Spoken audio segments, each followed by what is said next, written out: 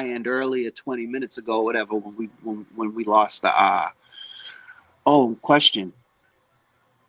This hasn't been live the whole time we've been recording, bro.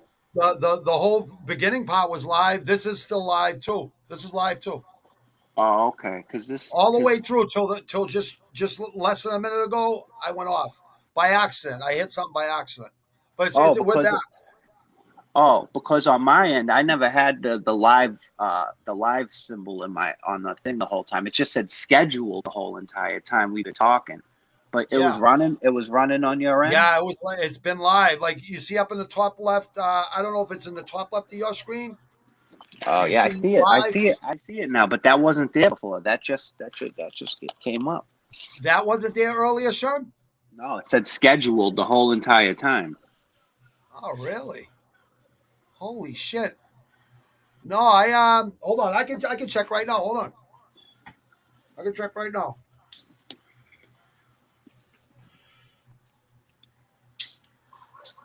Holy fucking shit!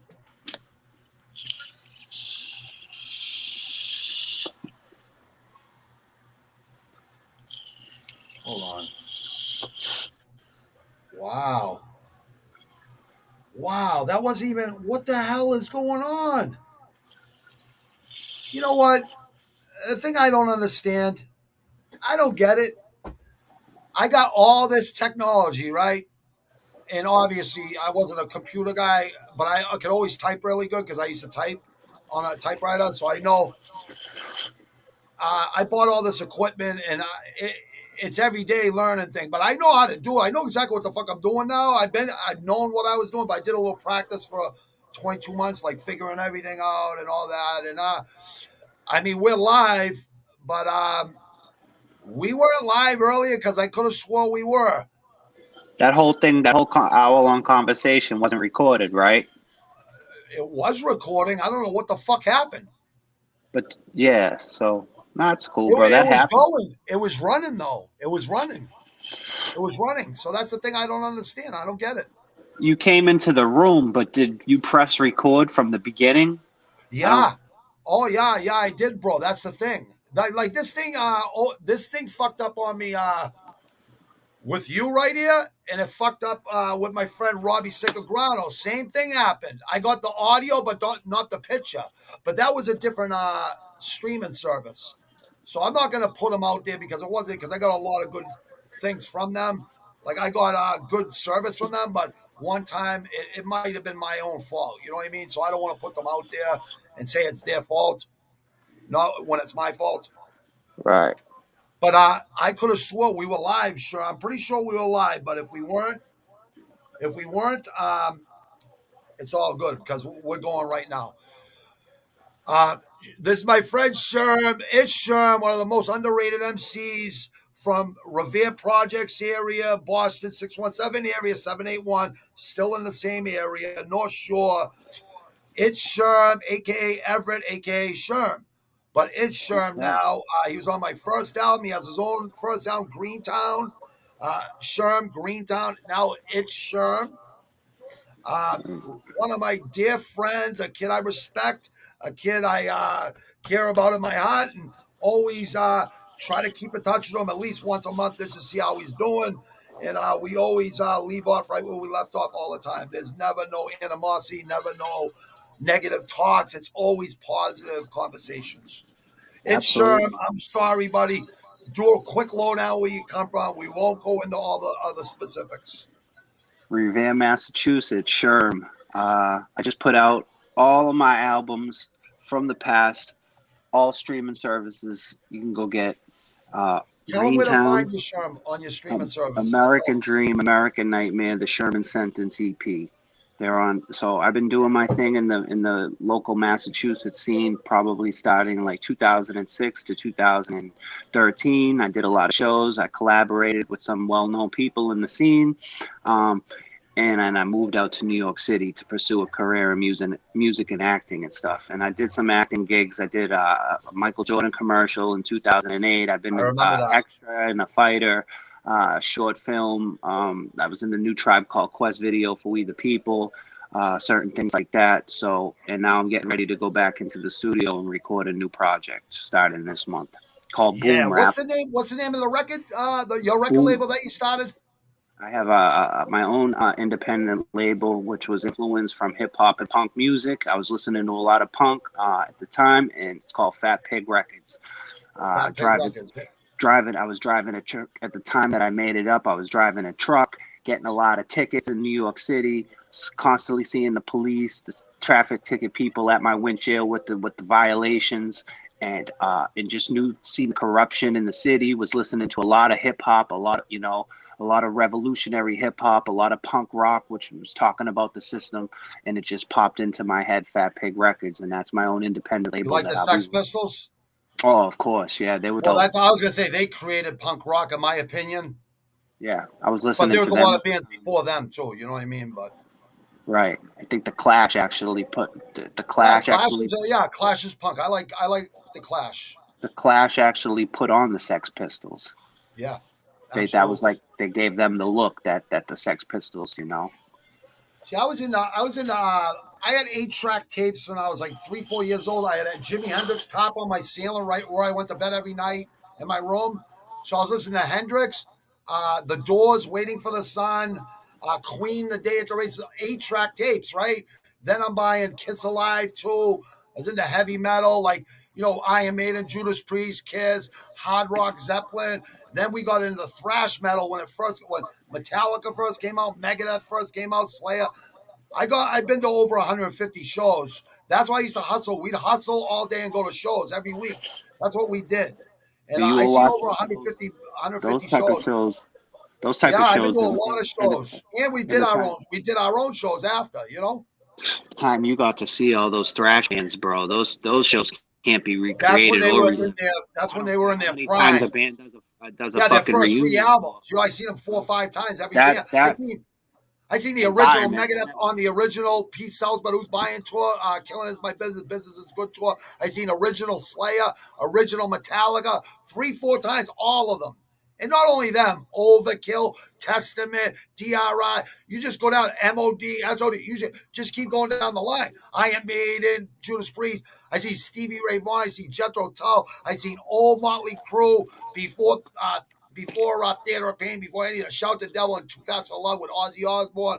I seen the Clash at the Cape Cod Coliseum. I see Emerson Lake and Powell. I see Yes Front Row. I seen all these bands. I seen Front Row too. Sabotage 5 times. Overkill from New Jersey 5 times. Uh, God just damn. really, hey, we were into old hardcore rap, hardcore speed metal, just really aggressive music that was an anti-system. You know what I mean? Anti-fucking law. You know what I mean? Like, just go against the fucking grain. Fuck everybody. You know what I mean?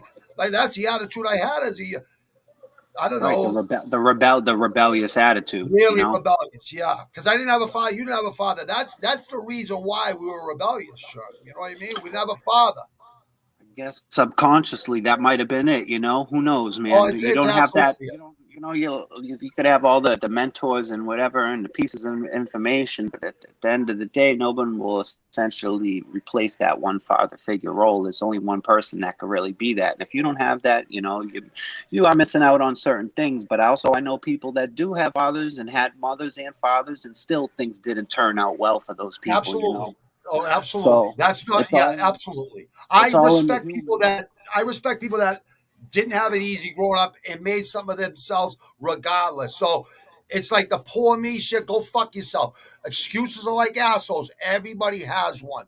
You could do good or you could do bad, or you could stay neutral and try to balance it out. But guess what?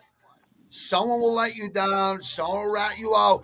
I'm a loyalty is royalty guy. I never rat like with the union thing. I went and did time right after my fucking fall on my eye. I still went and did time. I wouldn't even rat on my dead friend. I told him go get me some time I could do, even though we could have blamed it on him. I couldn't do it. Like I couldn't Joey, rat on the people that I worked for when I did state time. I couldn't rat on the people I worked for back then. I just can't do it. I fucked up. I'm not gonna bring anyone else with me.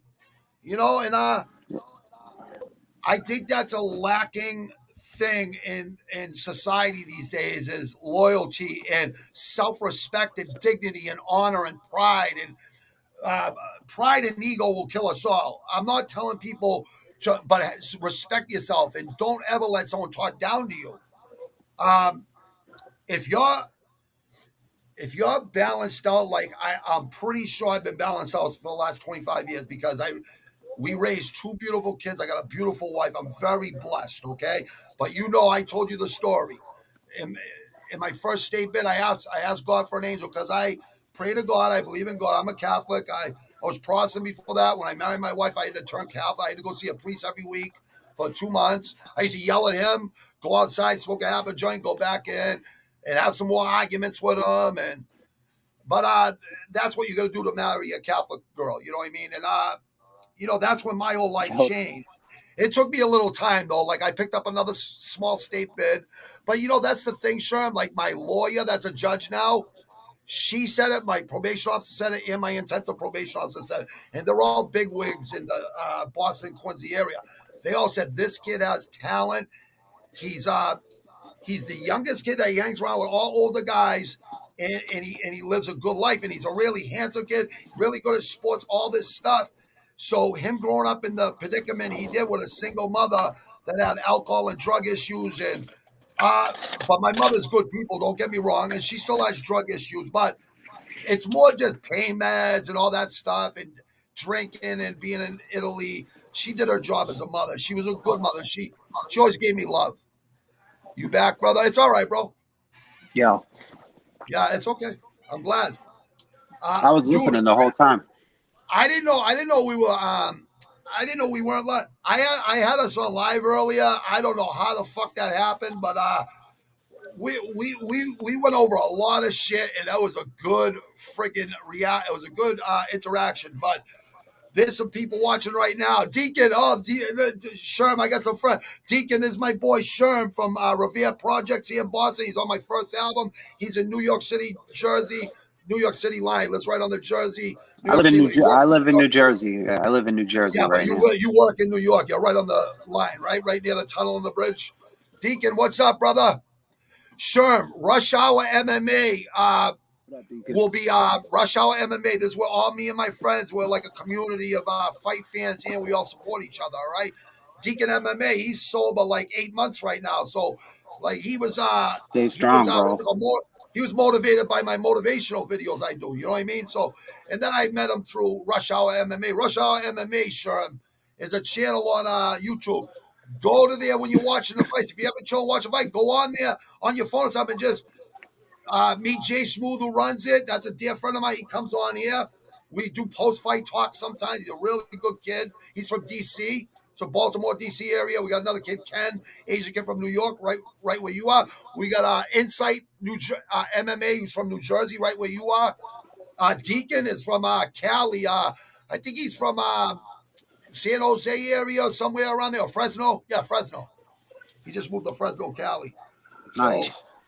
Yeah, Shurm, do me a favor. Tell people where they can hear. Well, you can hear them on my first album, but what was your first album called? Greentown, Shurm? It could all be found on any streaming platform. Yeah, anything. YouTube, you could find it on Apple Music, Spotify. You just type in the name like Shurm, like on the screen, and on my whole Shurm, right? my whole Now catalog. it's Shurm, right? No, it's Shurm, like on the screen. It's the same thing. Just it's Shurm is just a way I put the Twitter name or whatever like that. But yeah. So I highly recommend Shurm is nasty. He's nasty.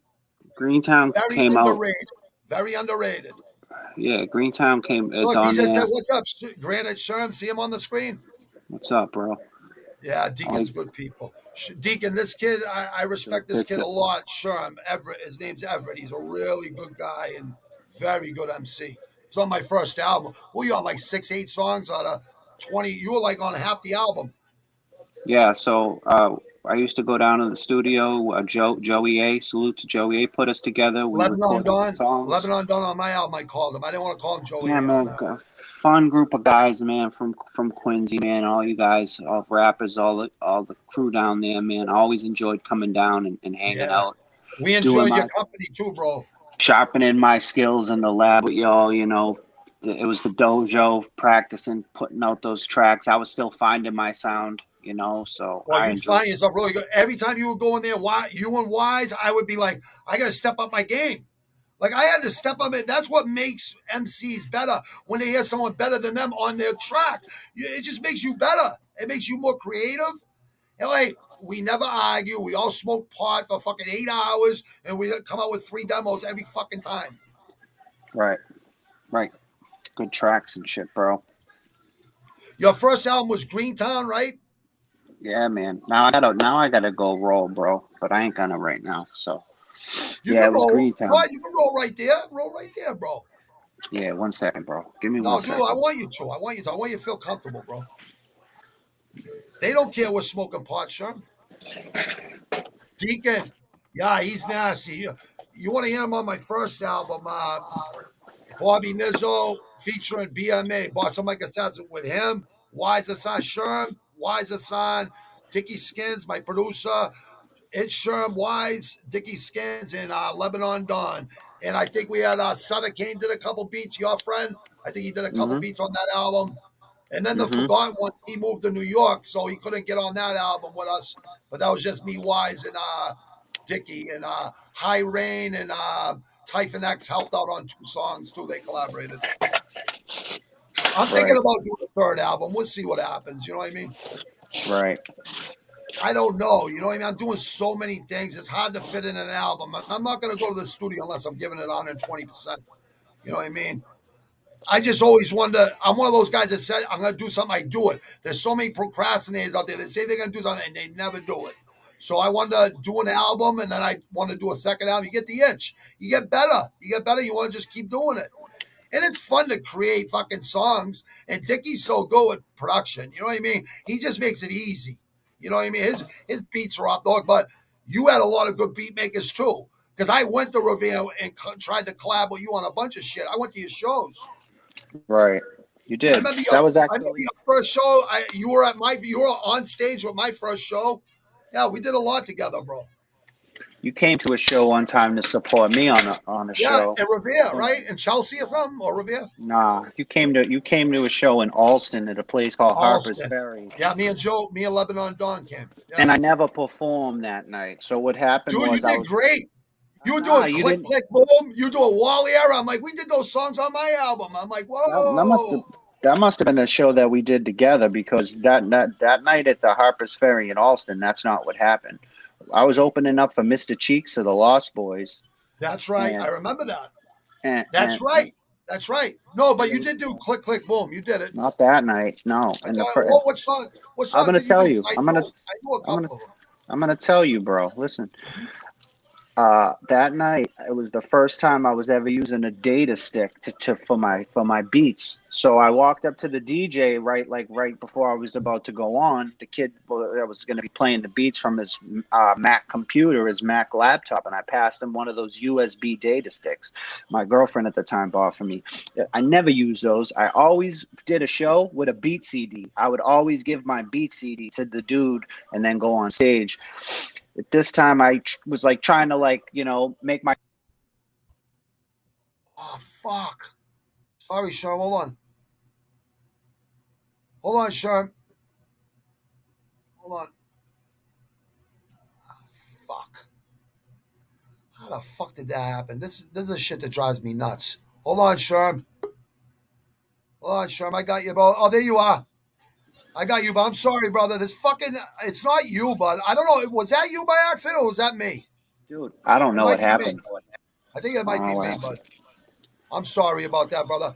But no, I was just, so keep going. So that day, I was trying to make my girlfriend feel good that she didn't waste her money buying me a USB data stick. So I brought it to the dude at the show right before I was about to go on, and he couldn't get the thing to play the beats. So that night, I couldn't go on, and it was just a total waste of time. I don't know why he couldn't get it. Maybe it was like a Windows type thing, and it wouldn't connect with his Mac. well, we But were using Pro Tools back then, right? They were using Pro Tools back then, right?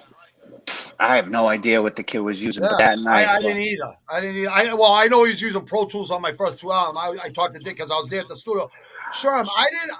The time I came and seen you in Austin or you had the Chelsea, shillelagh. You had a shillelagh. You were walking around with a shillelagh. yeah, I was a fucking nut. That was cool. Yep. That was a fun night, man. Up until But it was dude, time for you me to. supported me and collabed on my album. I had to come to your show. Like that's why I said that. Me and Joey's like, "You want to go?" I go, "That's a no-brainer." Yes, of course I want to go. Hold on one Because second. you wanted to be a solo artist, you were just I collabing with us apologize. to help me. Yeah, So I said, I "Yeah, I'll support him." I could elaborate on that. Hold on one second, though. Give me 1 second. Yeah. Deacon, anytime, brother. Thank you, Deacon. That's good. We got a lot of fights to look forward to today too. Shurm will be watching him. He's a fight fan. He's a tough kid himself. He works out. He trains all the time. I got a colonoscopy Tuesday. I'm not looking forward to it. I got another podcast to do after this one. I got a lot of shit lined up, you know. Hey, when I do things, I do it right or I don't do it at all. There's no sense in saying you're gonna do something and then you don't do it. There's so many procrastinators out there in this world. They say they're gonna do this, say they're gonna do that, they never do it. And then you go to your deathbed with regrets. And I wouldn't recommend that for anybody. Anybody. That's Follow what your I'm. dreams. That's what I'm Sure. scared. Follow your dreams, right? That's some real shit. Ultimately, that's what I'm the most scared of anything. Is just dying unhappy, bro. So Exactly. With like regrets, like right?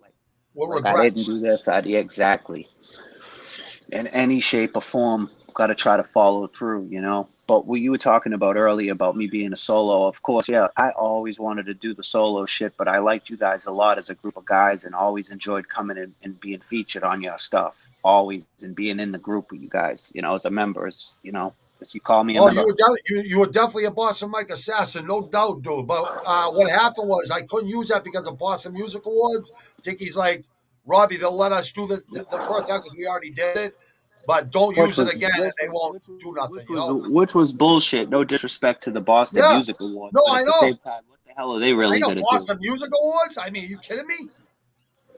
Who Aerosmith in the Cars and New Kids on the Block? I mean, who else here? I mean, Guru. I mean, there's a lot of great rappers from here. I mean, NOG and the Bulldog, RSO, they were all great. But Yeah, how those many guys, those how guys many ain't gonna award stick shows are up you for gonna have no for them every fucking year? award panel. Hey, those guys don't ain't gonna stick up for no award show. I don't know what he was thinking, No, trying to tell you no, they that. That was wouldn't. just some bad advice. The thing about having any kind of careers is, you definitely gotta make sure that the advice you're getting is on point because sometimes you get advice from people and you use the advice and then you realize later it was terrible advice. Like I was saying earlier about mentors and stuff, pieces of information in life, they can be very useful. You could take Knowledge is everything. those that information, but at the same time there are people in life that's just going to give shit advice at the end of the day. So you just got to watch the advice you take into in the conversations that you're in. Sometimes people will try to fill your head up with doubts. And in the music business and stuff like that, when you're coming up as a vulnerable artist, you're vulnerable to those people that are around trying to take advantage of you in That's right. different types of scenarios, and they're going to advise you to do certain things and move a certain way. And a lot of times that information is just fucking terrible. It's bullshit. You shouldn't listen to a lot of the people. The best voice to listen to at the end of the day is yourself. If you feel that voice inside yourself, you have to Take your follow that gut. voice. Yeah, listen to your gut feeling. Your heart. Listen to your heart. What it says. Sure, you've been to you experienced a lot of shit at a young age. You went through chaos. You were comfortable in chaos, just like me. So when you experience life really young, you understand. People think they're being slick, but I know I'm like I'm like this guy. I want to tell this guy like anyone that's saying something to me and they're talking stupid because you're right. It's all on your decisions in life. So like when I did time and got in all my trouble, I never fucking bitched about it, and I never bitched to the cops or anybody because I know I did wrong and I got caught. So that's all good. You take responsibility for yourself, right? But there are people in the business, rap business, but we grew up. You grew up in the projects in Revere. I grew up in the That mean street of Quincy. that I can be know applied what's to going anything. on. You know Yeah. what I mean? So I let them play themselves. I want to tell them. I always like tell them. I say, I was playing chess in second and third grade, and these are guys that are still alive, and they watch this. Rotap Prak from Cambodia. He's a doctor in Florida, I think. Oscar Jara from Quincy here, and Steve Notomy, a white kid. Oscar Jarvis from Argentina, and Steve Notomy, Irish, Sicilian, German kid like me from here. We were playing chess in second and third grade when everyone else was playing checkers. So we were always thinking 10 steps ahead. Right. And that's what people got to do. It's very important to think things through. And like you said, listen to your gut. If you feel like something's fishy, it's probably fishy. And there's some fuckery going on or something. Someone thinks they think they're slick, or they think they're trying to be cute pricks, whatever the case may be. Trying to get 20% of your fucking album sale. Who knows what the fuck they're doing? Always go with your gut, you know.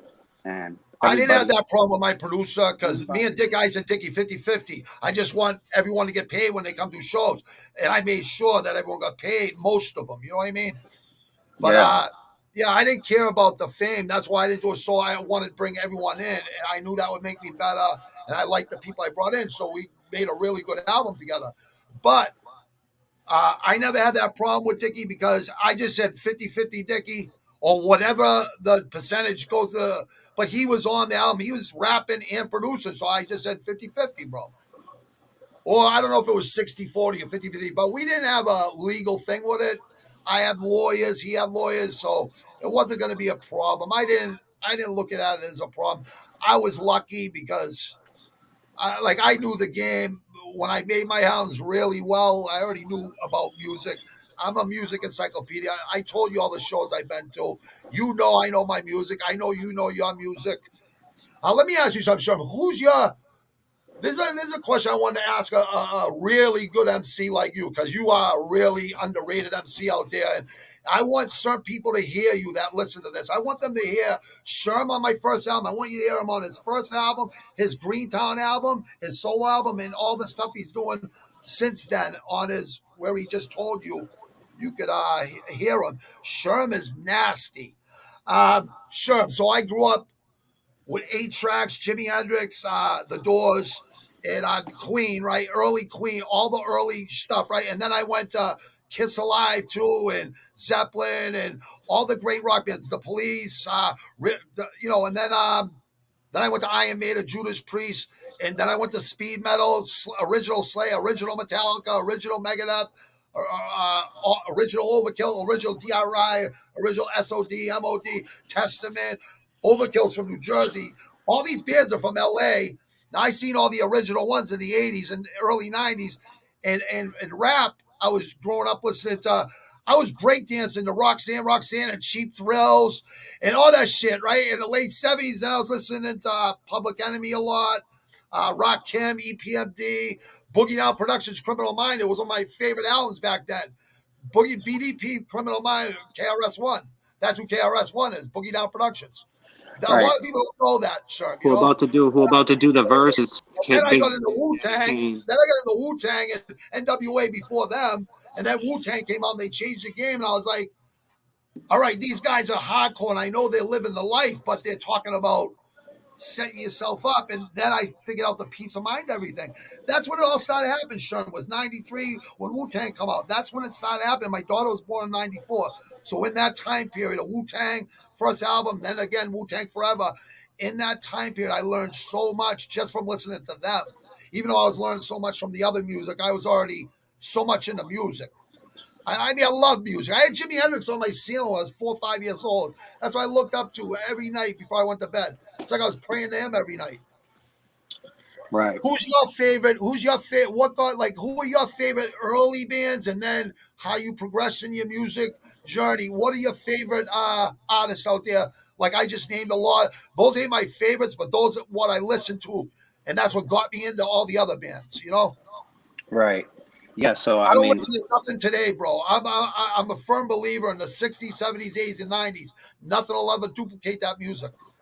Man, the journey of music with my life has been insane, bro. So many fucking bands, so many rappers over the years. I've given everybody a chance, bro. It started with Michael Jackson back in the day, man. Just loving I liked him too, yeah, because he's talented, yeah.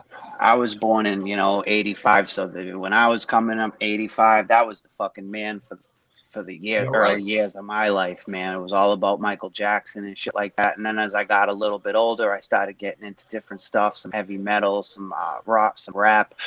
The first rap album that I fell in love with was Snoop Dogg, Doggy Style, Snoop Doggy Dogg, Doggy Style. That's See, my I favorite. already heard him on 187, so I was like, I already liked him in the Chronic, and To I me, love the shiznit on that Doggy Style album. that's the just the best front to back hip hop album in my opinion, from my I personal like that taste. album a lot. I like that album too, bro. I do. I think it's better than the Chronic. I think the first Chronic is good, but I think Doggy I think the Style is first better. Chronic is like epic. I think that album is like in the top 25 ever.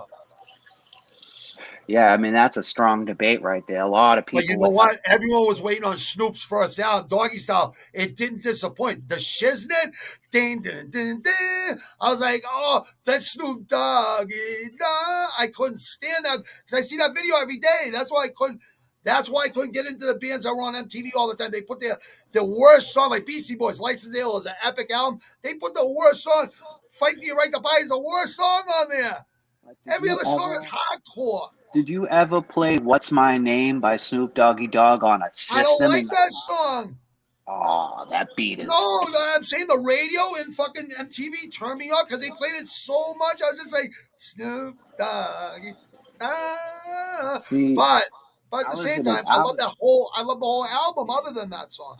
I was a kid at that point in my life. You were more like a Well, that's teenage. why. Yeah, that's all it is. Yeah. Because I was listening to, what's it called?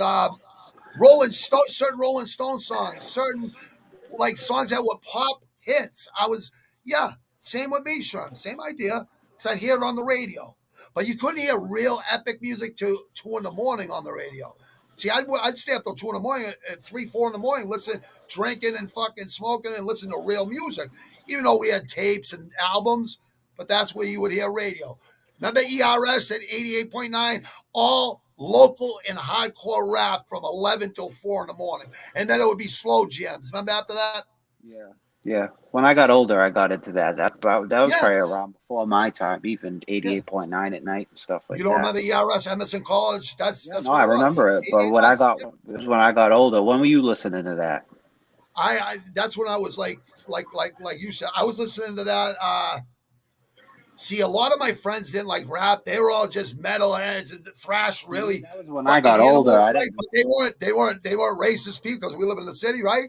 So when I started playing Public Enemy and then the first Chronic album, I got my first state bid and I was playing the first Redman album and they were listening to EPMD, they always heard me listen to shit, Cypress Hill.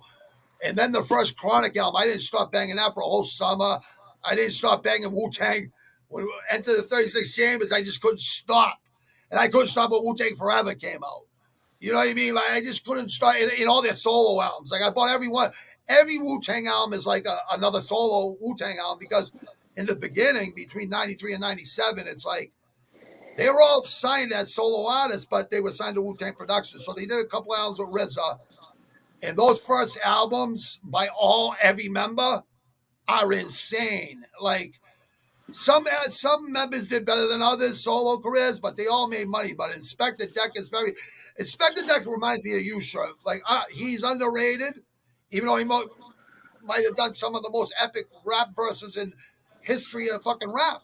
Real rap. I'm talking about street rap that me and you did ourselves. We did hardcore rap too. We didn't do none of this bubblegum shit. We were doing you were very hardcore. You still are.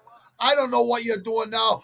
I heard the last song you did that you sent that I seen was really good, but it was a slow jam. And I done a slow jam on both albums, so I know how that is. You're gonna go into a different mode. And once you could do that, though, that means you're a real MC because that's what Dickie said. He said, Bobby, I didn't know if you could figure this one out, but you did. And that's good coming from him because I know he can do. He can write a verse in 2 seconds, and it always sounds good. So and his production's off the hook. So it was good coming from him. He was a good mentor with me in music, with rap and like making music. I knew music like the back of my head. You know what I mean? But he was good with me. With me, he was very good. You know what I mean?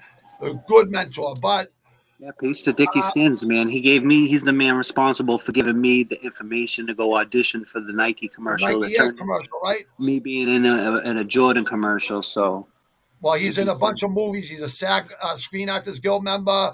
He was in, what was that last movie he was in? He was in Talking to Mark Wahlberg because they were afraid he was from Dorchester. He moved to Plymouth, but he was in he worked at the registry in the last movie he was in like 2 years ago. But I forget he what did it's a really called. good scene in this one. Him and Mark are just talking bullshit to each other. Mark's a undercover cop. I want to Dickie's say it's working at called the like Special I forget Intelligence what it's called. But me and Acting. Michelle watched it. We loved it. And Dickie did a great job. He's a great actor. He's doing a couple of his own movies. He's filming his own movies.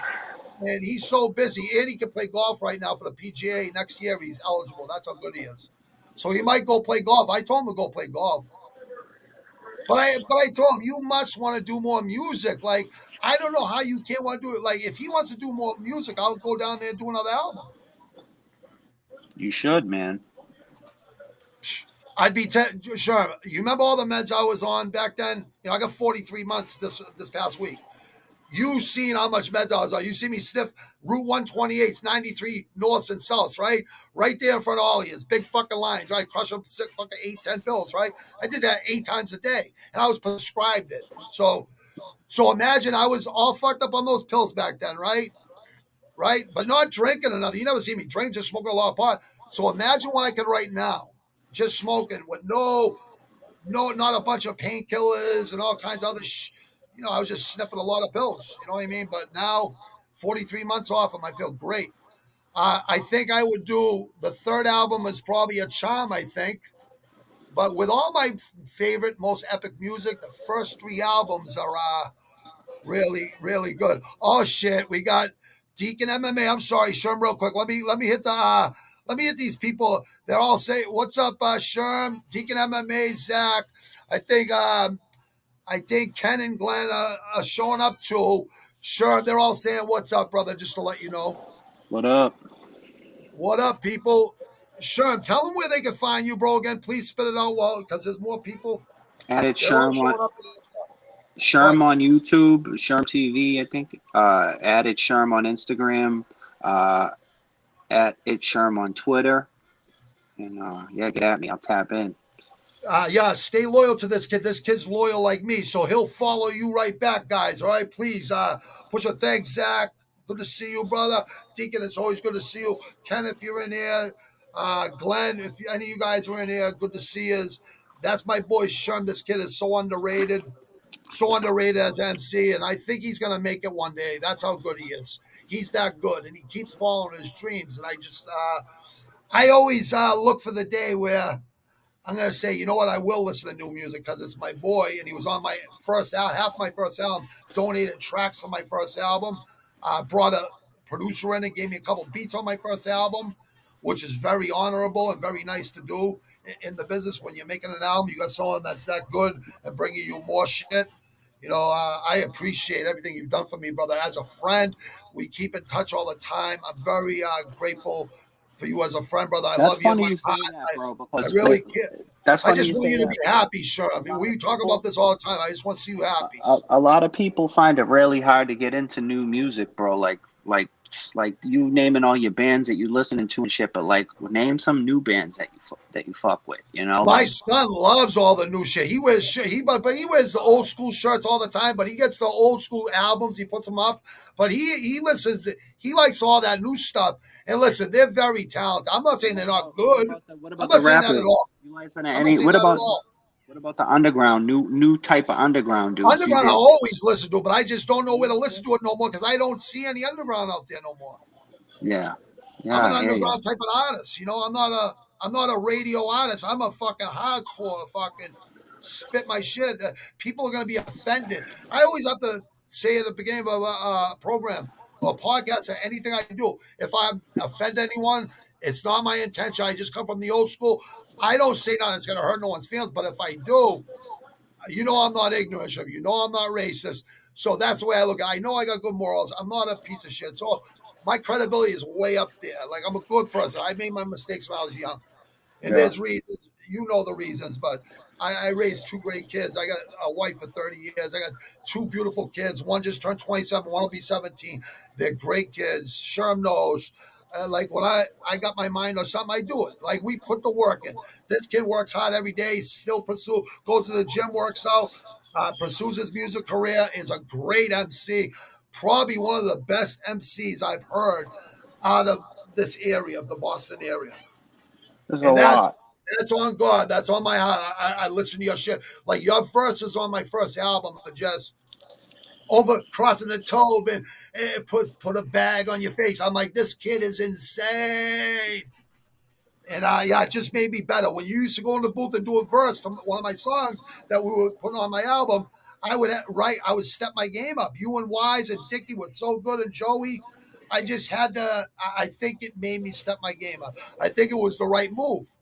I mean, what was the last time you did shows with me with that first album and second album? You came in. You did a lot of shows when we did shows together. I asked you to come on stage, and I asked you to come to the shows to get on the stage, and we do tracks together. And you always showed up and did your job, dude. And I really think if you stick with it, you're gonna make it, bro. You got the custom Benizzo ad libs when you're in the booth too. See, that's how messed up those pills made me. Yo, those ad libs are dope, bro. For real. Hey, sure, tell him you used to come. You came and see me on the tunnel job. The tunnel job, Southie. Peep it. If you're a rapper or anything these days and you don't have those good custom ad libs, you're in trouble because it's all about the ad libs these days. It depends who's listening and what they're looking for, but I know a lot. The ad libs stand out more than the fucking lyrics in the verses sometimes these days, bro. You got to have crazy screaming in the background, all kinds of shit, man. I agree. I agree. That's very important to add that shit into your verse, like in between words and shit. Or at the beginning of a 16 bar. A lot of dudes emulate the new type of shit that's out, whatever people are doing for ad libs. But if you could get yourself some original custom ad libs and you had just that, there's nobody else doing that. Sure, remember I did Napoleon Syndrome. It's about corrupt cops, and there was a cop at the door. The first show I ever did. And Dickie goes, let's do it. And the guy told me not to do it that owned the bar. He goes, as long as you don't do that in RX, I don't want you fucking promoting pills and killing cops. I go, I'm not killing cops and doing pills. I'm telling you what I'm doing every day for medicine. And I'm telling you about coward cops, not all cops, the bad ones with Napoleon Syndrome. I know there's good cops. And Dickie, you're in the rap business, Dickie. You're always sticking up for people. Be a Boston Music Awards, the police at the shows so they don't hear the offensive lyrics. Come on, Dickie. Yeah. This is the rap game, buddy. That's what I said. I can't fake. I can't fake being fake. I'm a real motherfucker. Like I can't fake it. People fake it to make it. Like Dana White. He ran from Boston from Whitey Bulger. If someone threatened my life and my wife and kids, I'd say, bring it. I'd be waiting there with a 45 and a 44. I'd be like, bring it, because I'm going to take every one of you out. Like, I would never run. I don't know. You didn't run from me. You didn't run from me. You went to pursue your dream somewhere else. You went to the mecca of rap and you're talking about somebody, bro, that was laying bodies down, bro. Did not care who you were. I know. You weren't just against one man. You were against. Listen, he called my uncle. A guy called my uncle. Who was a big bookie back then. He goes, I think you're gonna need some insurance. He said, well, I got all the insurance right now. He goes, click with his AR-15 so he can let him hear it, right? So they came to his door. They knocked on his door. He came out to the front top of the porch. He said, hey, I'm up here. They walked down. He goes, this is my insurance, AR-15. He's a Marine, too. Heavyweight champ in the Marine Corps, okay? In the brig, in prison in the Marine Corps. He's a heavyweight champ. So they go, oh, yeah, we see you got your insurance. Okay.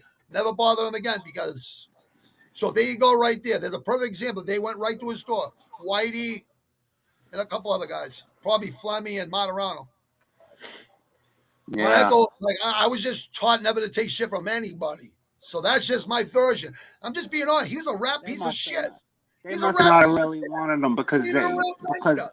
in my opinion, there's probably a lot of crazy men, tough men that would step to them, that were I know fearless. some real tough But people that where was I their grew up, dude. job. That was their job, though. That was their job, bro. In my opinion, Hold on, my job was collecting was fucking was envelopes was every to week was to get for my to bookie. those people.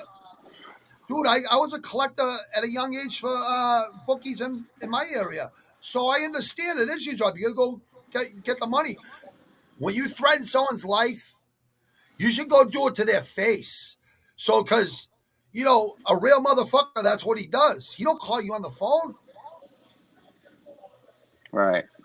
Listen, Dana White, right? He was having problems finding venues to have shows back then because Ultimate Fighter was kind of banned from a lot of places.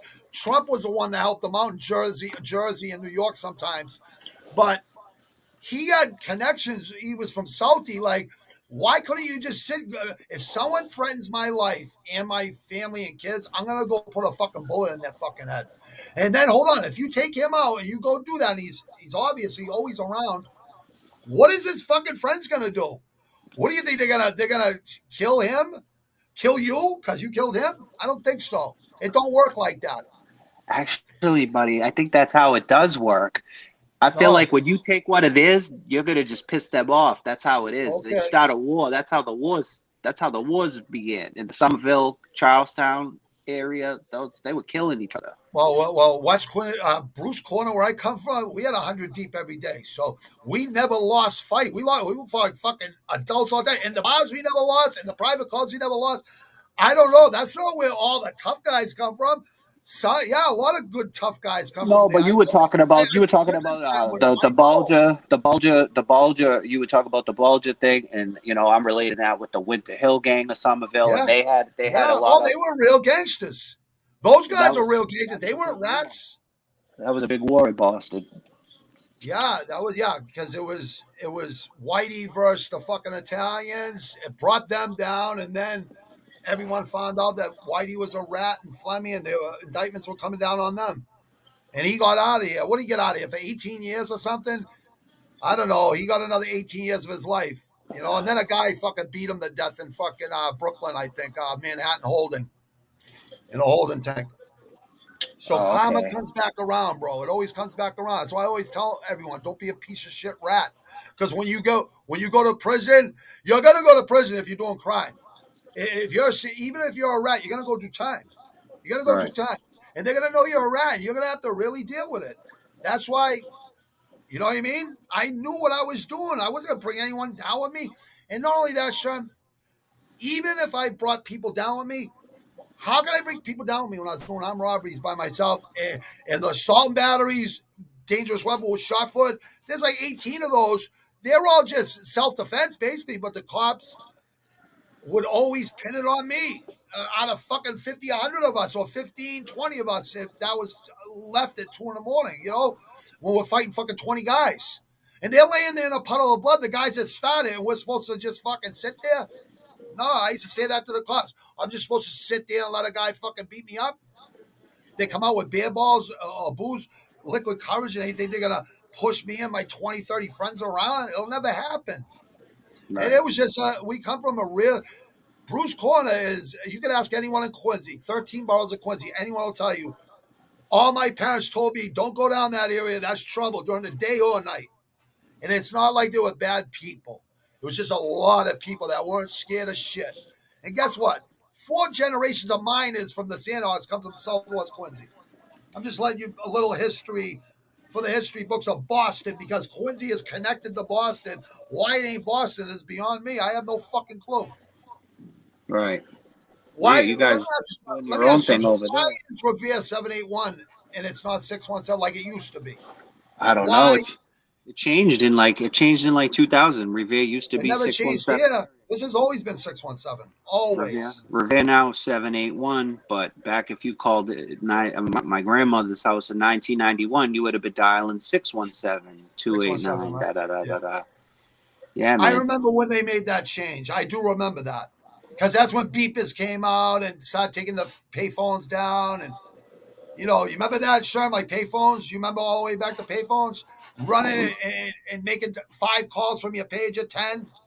You know what I mean? See, I was too young, man. Too Oh, young you were for too that. young for those? Oh, you're a little baby, dude. What are you, 35? 45? No, 36. you're 40. You're 42, right?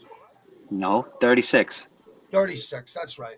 I knew you were always younger than me, but I didn't know you were that much. You were 14 years younger than me. But that's not a big deal because I have friends that are 35 and I got friends that are 70, 80, 60s, 50s. All my friends were always 2, 3 years ahead of me. Like when I was in first grade, I was hanging around my cousin and my dearest friend and all their friends that were in third grade. So, and my other cousin was in second. So I always hung with the older kids.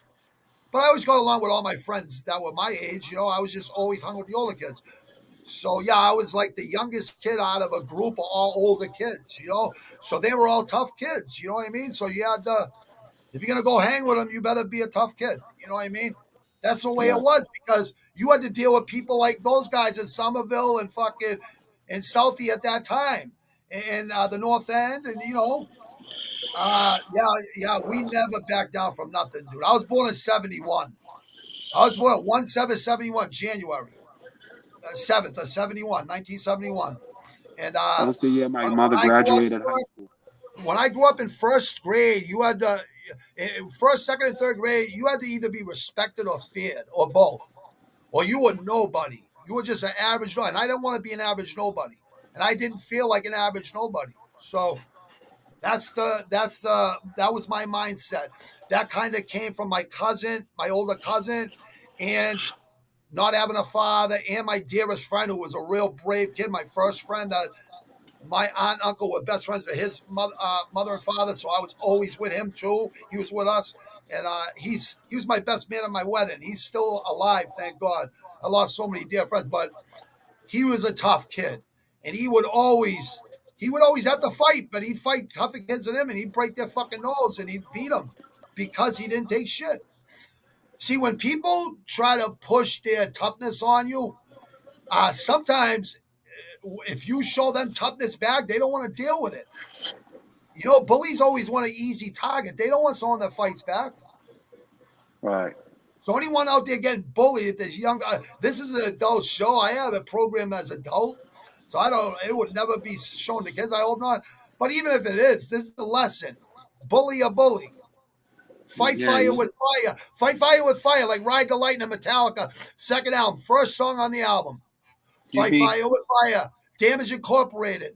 What do all these things mean? What about all the rap me and you listened to growing up? Even though you're 40 years younger, you were listening to everything I was listening to. right. But So yo, Bo, but you'd let be me ask you, surprised. that You'd be rap, surprised. You'd be surprised what a fucking bully would do when you stand up to him, man. You'd be surprised. that's what I mean. You got to You'd be have heart, surprised and how they a react. coward dies 1,000 deaths. You have nothing to lose. You don't want someone taking your shit every day. Show some fucking heart. I was a little kid growing up with big kids. I was athletic though, so I was faster. You know what? Hey, a kid came to my house I was in a lot of fights, right? Young, but a kid came to my house in sixth grade over a good girl, right? It was over a girl on Thanksgiving, right before Thanksgiving dinner was being put on the table.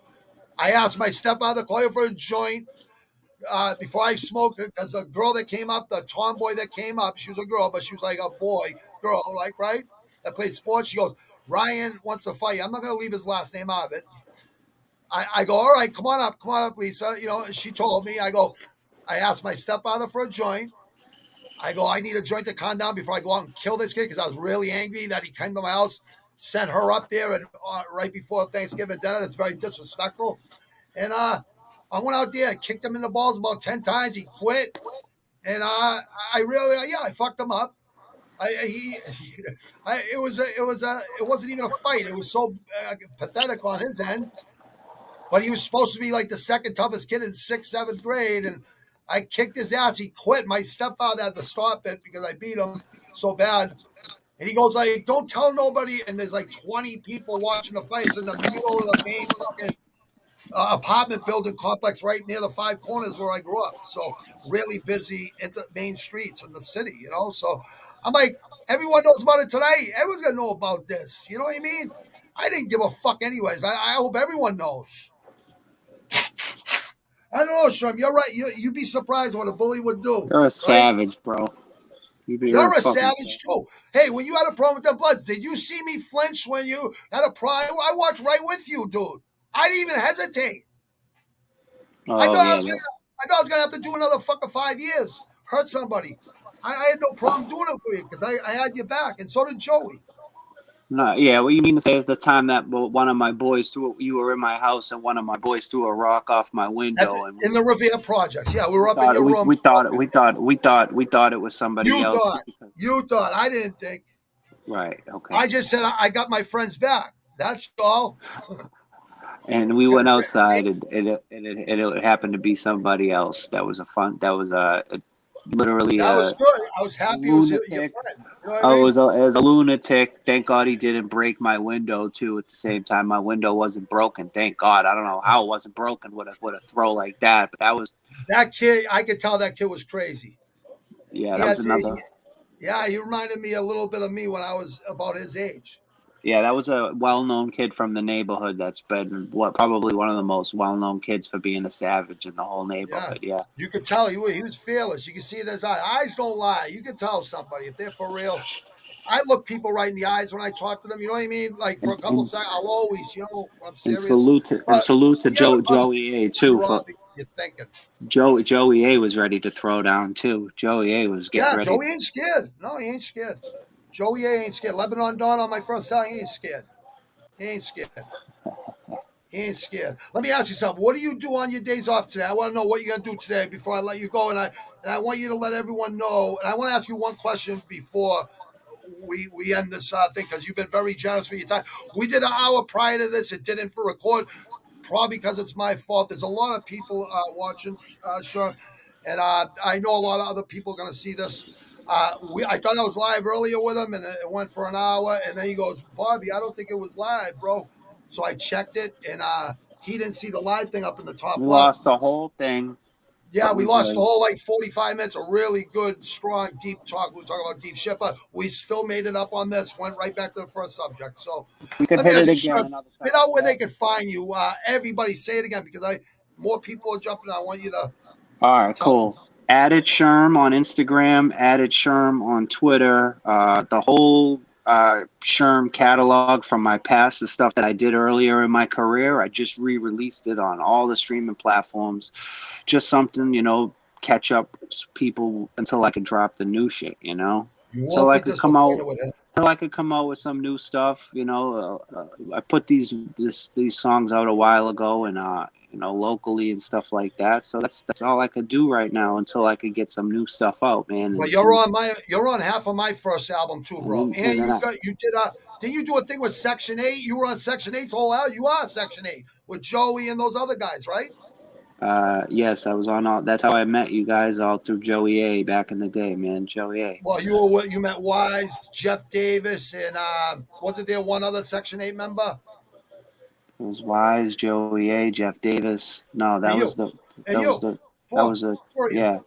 You And I four. used to come Yeah. from Revere. I used to take the train all the time to Quincy. And then, We picked you up. my friend Jeff Davis, he plugged me in with all the guys doing the local stuff in Boston, the Made Men guys, all those guys that were making Made noise. men. Made Salute. Men. Anybody that knows 2000, the Cash Money, Rough Riders tour, Made Men, the Source Magazine, Benzino, all those types of I guys. love Benzino. Yeah, I like them all. Yeah, I got Cash Money too. my, Keep it my, up. Yeah. my friend Jeff Davis, he reached out to Twice Thou, a local legend of the Boston hip hop scene. He got me in the studio with at a young age. I was War 17, Horseman, right? What's his 17, name? War taking the Horseman, train right? into Dorchester. Yeah, 17, 18, taking the train, the red line into Dorchester, going to the studio, meeting up with Tang the Juice, the Wise guys, all that kinds of stuff. And at that time, those guys were the main guys doing the thing in the rap game. You had That was my them, old stomping grounds, Dorchester. Yeah. you had Gangstar, you had Ed Yeah. OG, you had Slane starting out back in that time, and that was when I was starting out around that time. Well, When Biv I was DeVoe, starting Bobby out, when I Brown, was all Yeah, those other. right. When I was first starting out, all these guys, they were already out. They were Yeah, already yeah. making a lot of noise in the local scene. So, Shurm, you're very professional though. You wouldn't know you were like new to it when you came on my album.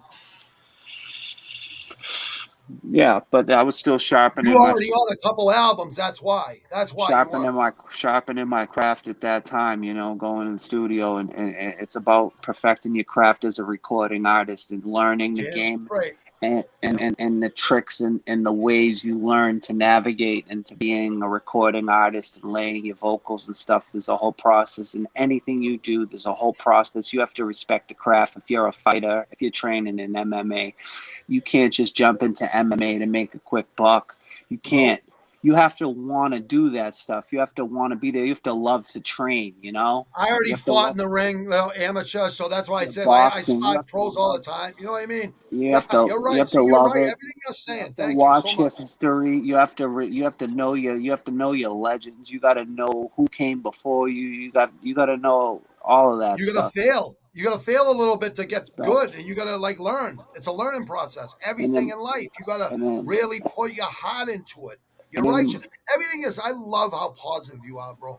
and then the first run in my music shit, was a lot of mistakes that I learned from, and hopefully this Same with time me. around I can make it right and put some good music You out, can. get some new You can, fans. bro.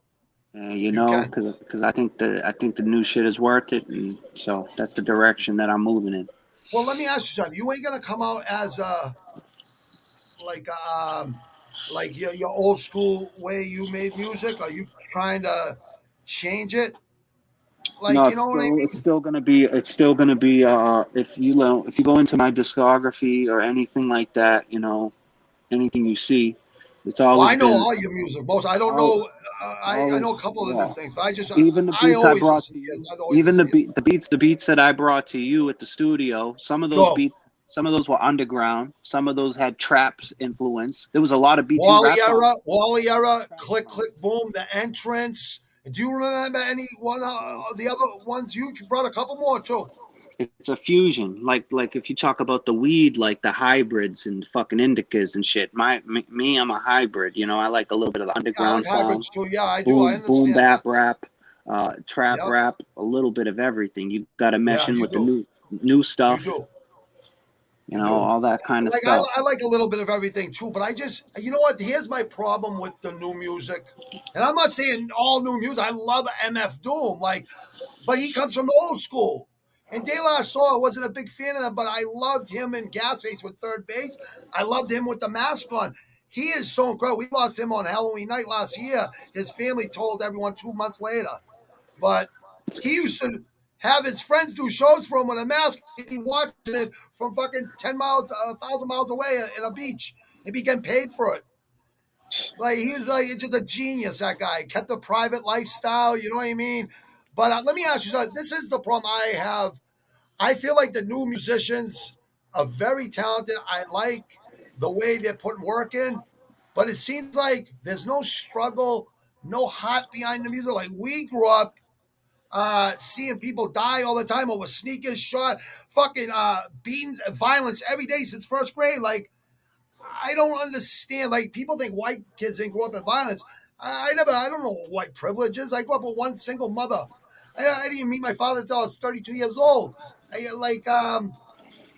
don't get it. Like, I think some white people that are really confused out there ruin it for the real solid white guys. Because I met gangsters in prison and in juvie, but in prison in the hole, and like we're in solitary for saying fuck you to everyone, or gonna fight or whatever.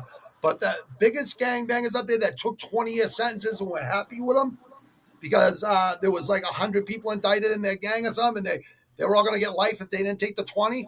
So they all got out 11 years later, which is good, and they probably straightened a lot of their life. I've seen a lot of them over the years, and I always get a hug for Latin Kings, Castlegate, Orchard Park, and all the white guys from Dorchester, Charlestown. Uh, a salute to all of them, East Boston, North End, all the Italianos, Paisans from Rhode Island. All of them.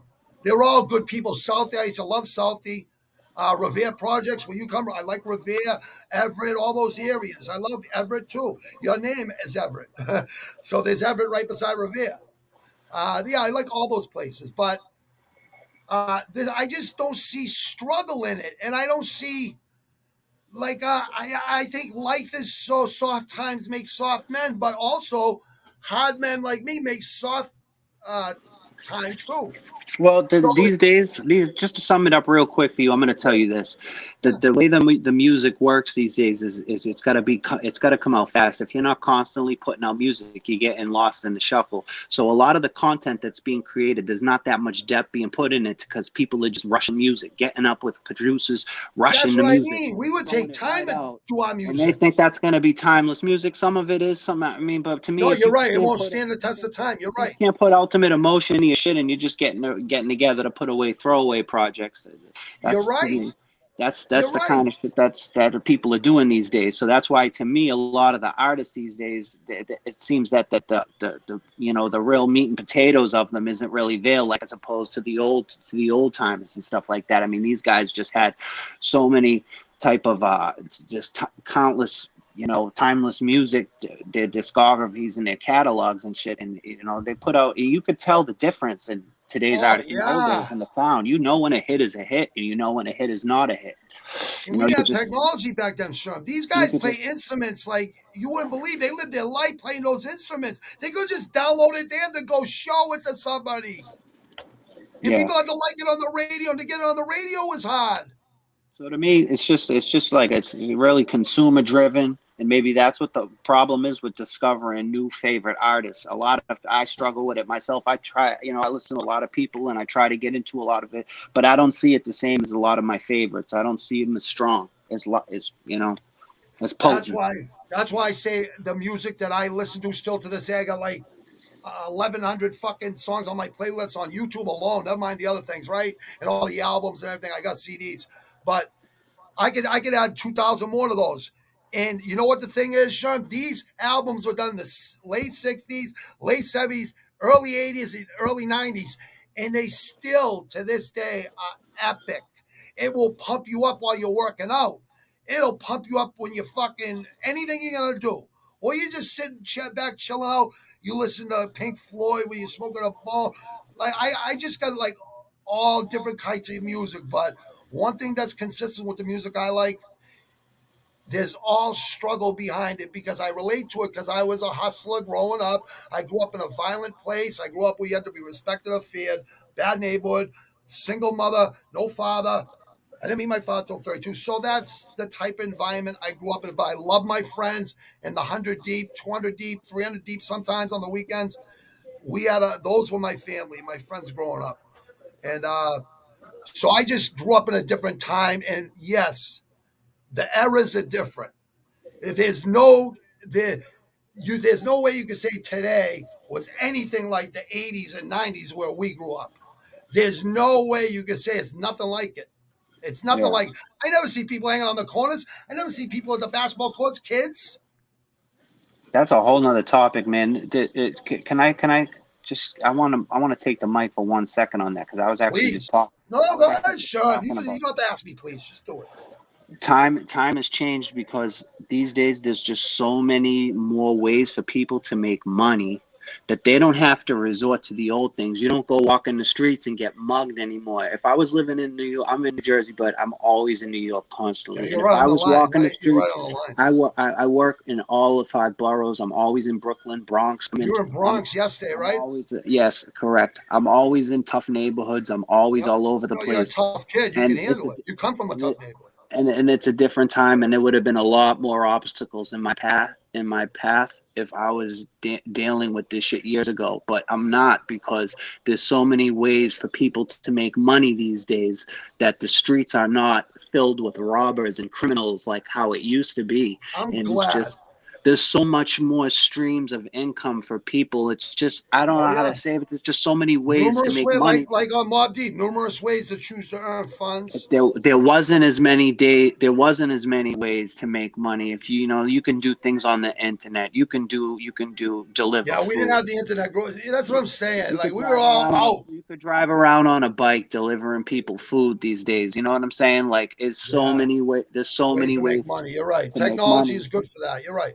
that they and that came with technology, so I mean, I think it's a good thing in the sense, and then you talk about the kids not being out though. That's kind of shitty, Well, I'll say. my son and my daughter will always. My son plays basketball, so he's always AAU. Even on the off season with high school and all the others, he was always I go out. back. I go back to where I'm from in Revere all the time, and I drive around the neighborhood, the 3 blocks that it is, with all the apartment complex, the Well, housing that's the complex. projects. That's the projects Correct. there. And I see, it's empty and stuff, and it's sometimes and shit like that. It sucks because we had video games when I was a kid. I had Nintendo, Super Nintendo, Sega I got the Genesis. first But Atari we when I was we like all 10 years old, 8 years old. Yeah. we had a good balance. We still like to play those games and shit, but the technology still wasn't as advanced. But No. we had reasons to stay inside, but we had a good balance. We were still out there playing stick ball, playing whatever games we were playing in the streets, shit like that. Even I was out every day playing street hockey, football, everything. Like, use your imagination. That's what my mother and my aunts would say to us. Yeah, I don't know. So we were like kind of forced to toughen up young. You know what I mean? Yeah. You know what I mean? You were taught never to take shit from nobody. Don't lie. Don't disrespect your elders unless you have a reason to. Don't hurt women, children, elderly, harmless animals. But anything else, if that's the way you go, and that's how you learn in life. That's the only way I can explain to anybody is you have to go through it and learn from your mistakes. And it took me a little time to do that in the beginning, Shurm, because you say two bids, 2 state bids, and juvie time before that as a young 13-year-old, 15-year-old, 16-year-old, and then upstate at 19, and then again at 23 till 25, 26. That's when I finally smartened up. I was telling you, between 25 and 30, your brain matures. Right. So I had a good woman that helped me along with that for 30 years. She's been loyal. We're married. We got 2 beautiful kids. They're not kids no more. One's just turned 27. One's going to be 17 April. So they're not kids no more. So, Pop Smoke, my son listens to. He's really good. All those like really hardcore rappers of this era he listens to, and I like their music. I think it's pretty Polo G, all those guys. He listens to all those guys. I send him the shit that I grew up with. I don't even think he gives it a try, but he likes Biggie, he likes Nas, he likes Tupac, he likes the main people from back then. You know what I mean? But I go, you got to go back through the crates. You got to go to where it started before you can appreciate where it is now. Yeah. That's the only way a lot of these kids will give Music's that the shit a thing chance. like that. Like you said, it'll stand the test of time, and that's what music did in our generation. Well, mine and yours too. The 80s and 90s were really good with music. So That's how a lot of the kids are going to get educated to a lot of the artists that we love is through their parents and family members and older friends, because without that you got to be a serious fucking music lover to go digging in the crates as to generations that weren't yours. Like I did. That's that what we did usually when doesn't we were happen growing up. until We people went to get the old older. shit first. When people get older, then they start to dig into the past and to shit. But like when you're a kid, it's real hard to get into shit unless you're used to being brought up around that stuff. It's always playing in the house and stuff, always playing in. Yeah, If you're my getting, mother always had them Carly Simon, all those people in the back, Janis Joplin, always on, and they always be dancing. So I go get the 8 tracks and listen to stuff that I liked, like rock and roll and stuff, because hard rock and then metal and then thrash and then hard rap and thrash, and I did my own rap, you know what I mean? So, people that didn't like rap music, when they knew I was at the studio at work every week, every day at work on Mondays, they'd say, "Can I listen to your new demos?" I'm like, dude, you say you don't never listen to rap. They go, that's not rap. That's angry white music. I go, what? I got Middle Eastern guys on it. I got some African American. I split it up between everybody. No, you got about 3 crazy white boys on there. But I couldn't understand it.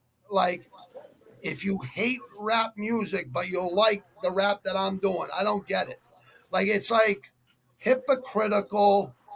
And it's at the same time, um, I can see the hypocrisy, but I like the love, and I like that they like it that much, and I like unionize. They would bang unionize on break, because we're talking about union jobs. You know what I mean? You were on that track. right. Uh, Yeah, that's where I got a lot of we did really good on that first album. The second album came out really good, but um, I might do a third album. I'm not sure. Sure, it's going to be tough.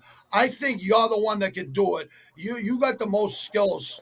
You and Wise and Dickie, you three. But I know I could do a better album if I want to. I'm writing so much other shit. It's like ridiculous. I'm doing so many other things. But if I had a chance to do another album and I had 6 months or a year to do it, I would do it. I would do it. We'll see. You never know. I could come out and surprise you with an album. But Shurm, I would, like I told you, I wanted to come there in New York and do an album with you, or do a couple covers, a couple collabs, just say like maybe one or two. But I don't know. We'll see what happens. You know what I mean? We'll see what happens down the Yeah. road. Yo, I'm gonna be out, bro. I gotta go run some errands. Thanks, I gotta go. brother. Listen, I want to thank you for being on. All Real right, quick brother. Go question there. before Get you my leave. camera. I dropped my phone recently. It cracked right All through right, the case, listen, and listen. I don't have I was gonna end it. Remember, I just wanted to ask you one question before you go. What would you do to help the homeless fix the homeless problem out there? What? Just give me one thing. Do you think that they can do to help the homeless problem out there in our country? Oh, that's a real. Just one. You just give me one thing. Empathy. Like the government needs to have more empathy for these people. Yeah, they suffer. They said they're sufferers of mental There's illness. veterans that fought for our country and that are fucking homeless. That's disgusting. That's what All I right, think. I just want to ask. All right, so They have to you help really them by any you means. get deep if you're gonna get into that. You don't want to go deep, right? Because I can tell it bothers you. It bothers you like it bothers me. So I just want to ask you. That's Right. what I ask. I try to ask people that question. If they have a good answer for it, I just want to hear it. I want everyone to hear it. But sure, thank you for joining me today, and you enjoy your days off this weekend. Thank you, my friend. I'll call you later on today. Call me later on tonight. I'll call you later on tonight. Yeah, man. I enjoyed it. Peace, man. Good talk. I I'll talk. enjoyed it too, brother. Thank you so much. It's really a pleasure talking to you like yesterday and today, bro. I All right, appreciate it. man. Thank you. Later, All bro. right, keep your respect, Three. bro. Salute, brother. And the grand is 617. Salute. Thanks, brother. Thank you very much. Take it easy, my friend. Yeah, that was it's Shurm, aka his real name's Everett. Grew up in the Revere Projects. Was on my first album. Uh, Knew him since 2006 and 8 when I was making my first album, and he came and did shows with me, touring my first album locally, and a really dear friend. And then he moved from Revere Projects. I actually went there and hung with him. Like I just hit it off with him right away. 14 years younger, but carried himself like a friggin' you could never. I never knew he was 14. I thought he was like 4 years younger, 5 years younger than me. I never thought he was 14 younger. But he never acted that way when he was at the studio. When he in real life at shows, he always carried himself as a man. And like I said, self respect's a big thing. If you don't respect yourself, a coward dies 1,000 deaths. You cannot be scared in this world, people. If someone's scared out there, don't be. Like, just hold your own. If someone's bullying you out there, whatever the case may be. I don't understand bullying. I guess it goes on out there. Cyberbullying, all this shit, or whatever it is. No one can judge you. And if you look them in the eye, you can always see someone's weakness in their eyes. They don't want to be there in front of your face. So the last place they want to be. So look someone in the eyes when you talk to them. Talk to people I mean, or woman, or whatever, whatever it is, right? Shake someone's hand firmly. Show them you have good work ethic, and produce, and just be responsible. You'll do really good out there in the world. That kid had to overcome a lot of obstacles. Obstacles. He overcame a lot. He lost his mother, his best friend. Um, my mother's in Italy. My stepfather got deported 11 years ago. She's been there for the past 10 plus years. I was talking to them last night and it's just I gotta, they're coming back after all this time, and I gotta help my parents. You know what I mean? My brother and sister out there, I love them. My younger brother and sister, twins, different father, same mother, though. You know what I mean? A lot of friends out there. All my friends that are gone. Salute to my friends. All my friends joining me on the chat. Deacon MMA, Zach. I already did my picks, Deacon. I always do those. Deacon, Zach, whoever else been on it, Glenn, a bunch of people. I think whoever's been on, salute to all of you. Salute to everybody. I got a colonoscopy Tuesday. You got to check yourself, right? Every couple of years, you got to do that, people. You want to stay healthy. That's what you got to do. So you can't eat for a day. They give you stuff. You got to drink. Shit your brains out all day long. I'm sorry, people. I'm just brutally honest. I'm trying to gross you out. It's just the truth. Yeah. So going through that is horrible. And then they start stick a scope up you. It's really small. Goes up into your intestines through your, number two hole. And I already had it done 2006, 2008. So, it's smart to get that checked. Almost 9% or 99, 98% of diseases start in your gut. And I went on a real training mission 32 months ago. I got off pain meds after I was doing pain meds, prescribed pain meds for a bad injury in 2003, all the way up to 2018, March 8th of 2018. I stopped the pain meds, the breakthrough pain meds, a bunch of Xanax I was on. I'm only on 2 or 3 of those a day for the past 43 months because, as you can tell, I have a lot of testosterone. So those things just keep me calm because of my head injury. But I already had that even before that. So, yeah, just a couple of Xanax they're prescribed, and that's all I do. That's it. And I smoke a lot of pot. I've been smoking cannabis since 1982. And I sold it, and I got in trouble. I did my time for it, so I could talk about this stuff. Um, I don't recommend any drugs out there, anything like that, booze, any of it. Leave it alone if you can. If you do it, have fun and just be responsible. Try not to get in trouble, and just have fun with your life. Some people have to experience it and learn the hard way. I learned the hard way, but I don't regret any of it. It made me the man I am. It made it the man I was. I wasn't scared back then. I ain't scared now. Now I just want to help people and bring it out in conversations with really good people that I respect and I like. Um, Obviously, people that I like and respect out there that watch, I'm going to have views on too. Like, I'm always going to have people on.